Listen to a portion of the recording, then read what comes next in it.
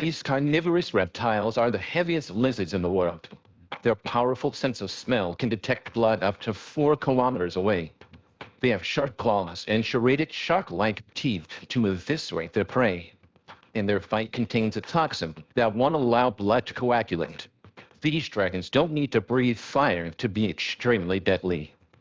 Today we'll see their worst attacks, the people who survived them, and others who weren't so lucky. You'll never believe number 1. Why shouldn't you use white shoes around Komodo dragons? How can picking fruit on Komodo Island kill you?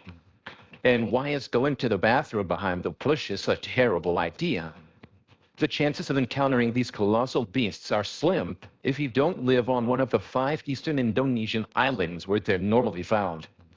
But our first dragon traveled over 13,000 kilometers to attack its victim. Number 4. Big Bite in LA.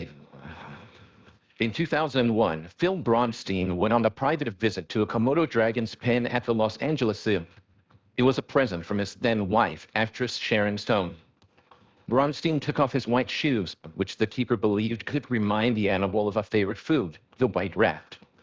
But when a sneakerless Phil entered the cage to get his photo taken, the dragon lunged for his foot. Bronstein pinned the Komodo dragon's head with his other foot while the beast tried to maul him. He then managed to pry open the reptile's jaw, throw it aside, and crawl out of the cage.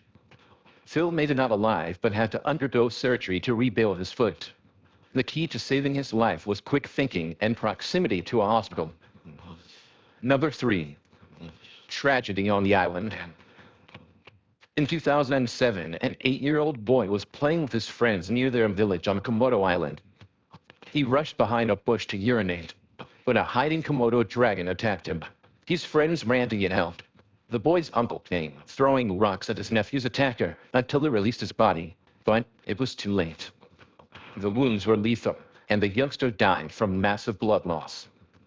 The attack happened during the dry season, and the water holes had dried up. Since the dragon will find most of its prey around these holes, this one must have been particularly hungry. On Komodo Island, you have to be extra careful around bushes and shrubs. A camouflage dragon could be waiting to lunge. Number 2. The apple picker. In 2009, 31-year-old Muhammad Anwar climbed a tree to get some apples in a Komodo Island orchard.